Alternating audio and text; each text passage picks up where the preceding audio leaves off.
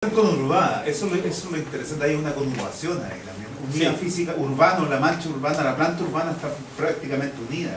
Sí, ahí está prácticamente unida, hay una separación, pero es muy básicamente es por las cuestiones estas fronterizos, pero... y San Diego con El Paso pasa lo mismo. No, la otra es Tijuana con... Esta es El Paso y Ciudad Juárez. Y Ciudad Juárez, esta perdón, es una. perdón. Y la otra es Tijuana con San Diego. Con San Diego, perdón. Sí, exacto. Sí. Hay que borrar eso después. Sí, exacto. Sí. Estas son las dos grandes, ¿no? Estas son las dos grandes, siempre lo más... Pero hay otros, ¿no? Pero estos son los más grandes, los más interesantes, por esto que dice Rodrigo, porque es casi la misma ciudad, ¿no? Y a veces, y ahora hablaremos, a veces la sensación que tienes es que una ciudad es más como un barrio posh, dirían los británicos, ¿no? Un barrio más de alto standing o no sé qué, y el otro es el barrio más de pobres, ¿no? Entonces, es una ciudad, originalmente era una ciudad, por eso una se llama El Paso y la otra se llama El Paso del Río Bravo, se llama Ciudad Juárez. Después la cambiaron por Ciudad Juárez por Benito Juárez, ¿no? ¿Sí? Pero también se llamaba El Paso. Era un lugar para pasar el río, pero era una sola ciudad, que era en la ruta de los franciscanos, ¿sí? Que esto todavía está el camino de las misiones, ¿no?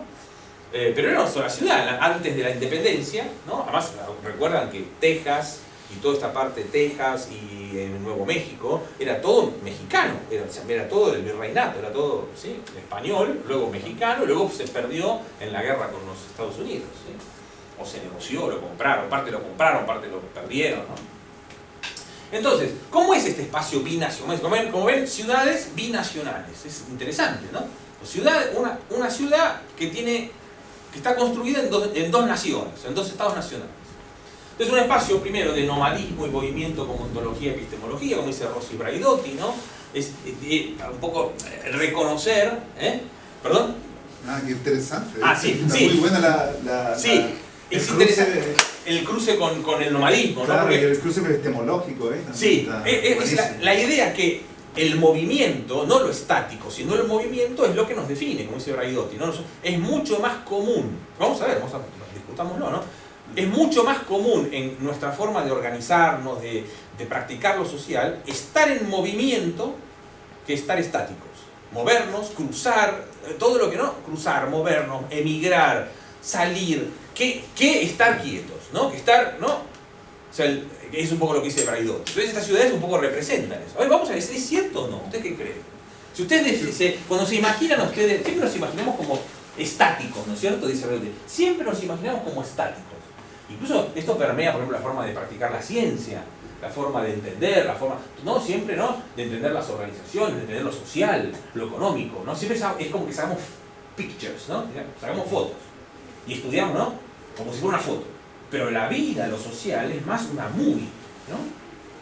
Es más, no es una foto, es más un film. ¿Es cierto o no? O sea, porque no.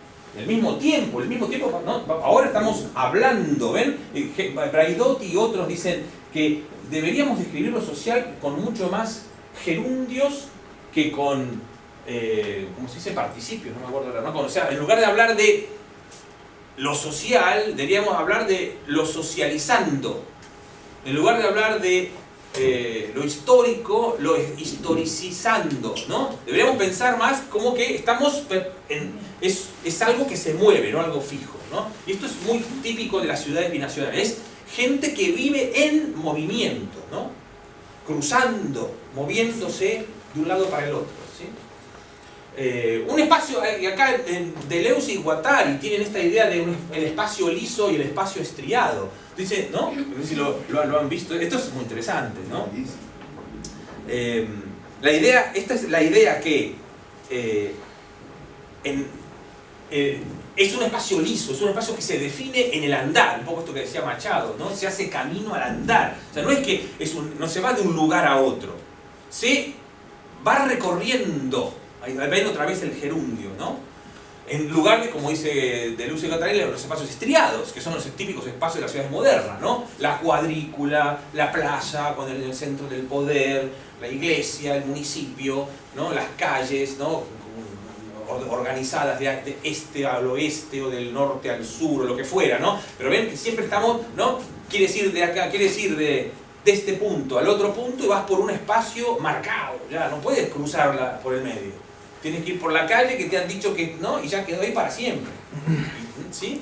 En cambio el espacio de los desiertos, por ejemplo, es un espacio liso, dice. Entonces se define por dónde se va. Ay, no sé, ¿cómo hago para cruzar? No sé, ya saben, esto, se cruza por donde se van definiendo, ¿no?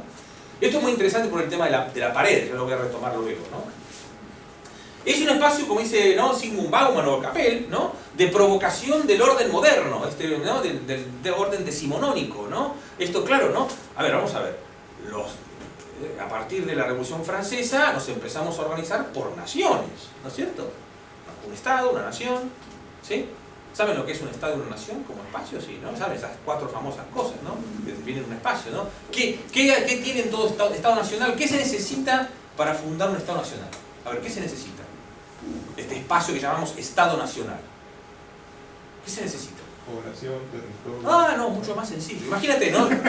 Francia antes de la Revolución Francesa, ¿no? 1789. ¿Qué era? Una especie de conglomerado de reinos, ¿no? Tenías que pagar, para ir de París al lado de París había que cambiar la moneda, hablaban distinta lengua, aduana 1, aduana 2, sacar una visa, imagínate, como si de acá fueras de Santiago a no sé dónde, a Valparaíso, y fueran, ¿no?, cosas completamente distintas. Entonces, ¿qué se necesita, a ver, para crear un Estado nacional? Para que esto desaparezca de alguna manera, ¿no? ¿Una especie de identidad conjunta? Muy conceptual. Algo mal. Sí, algo. Pon un ejemplo, ¿no? Un ejército. Imagínate, ¿no? Por ejemplo, ¿no? Empecemos con lo básico, ¿no? Si tú te vas de acá a Valparaíso, imagínate, antes de la Revolución Francesa, obviamente, ¿no?, antes de la Revolución Francesa no vale el ejemplo de Santiago o Valparaíso, pero imagínate que te fueras de París a la banlieue, o de Londres a Kent, que son, no sé, 15 kilómetros, ¿no? Y ahí tuvieras que hablaras distinta lengua, distinta moneda, y tuvieras que pedir una visa. Y tú querés, de estas dos cosas, querés crear una cosa que se llama Estado Nacional. ¿Qué harías? ¿Qué unificarías? Primero. O después, pero ¿no? ¿Qué cosas unificarías como básicas? La norma jurídica. Claro, una sola ley. Esto se llama la Constitución Nacional. ¿No? Se llama, ¿no? La Constitución Nacional. ¿Sí? Primero, una sola ley. Y alguien que la proteja. Un solo ejército. ¿Es cierto? Los Estados nacionales tienen un ejército, tienen más de 2. ¿Cuántos ejércitos nacionales hay en Chile? 1. Segundo, las normas, la ley, la Constitución, ¿sí? Y el ejército que la defienda. ¿De la defienda de qué? Básicamente de los extranjeros, ¿sí? Pero el ejército, en el Estado Nacional, lo primero que se organiza centralizado, que fue, ¿no?, en Francia, un ejército nacional para proteger los borders, la frontera. Lo que somos nosotros y los que son ellos, ¿sí? Después, la lengua. ¿Cuántas lenguas tiene un Estado nacional? ¿Cuántas lenguas hay en Chile? ¿Cuántas lenguas oficiales hay en Chile? Nacionales. Los documentos, la Constitución en que está escrito. ¿En cuántas lenguas? Realmente en una, ¿no? Sí, una, ¿no? Es el gran problema, ¿no? Actualmente una gran discusión, ¿no? Entonces necesitan una lengua, un ejército. En el ejército ahí está, ¿no?, la Constitución, la bandera. ¿Cuántas banderas tiene un Estado nacional? Una, ¿no? Y en la economía, ¿cuántas monedas? Una moneda, todo uno, ¿no? Y no hay aduanas internas. Estas son las 3, 4 cosas que se necesitan para crear un Estado nacional.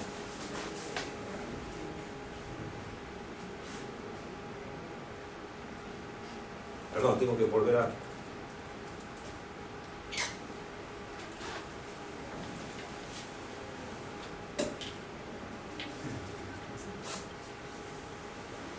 ¿Sí?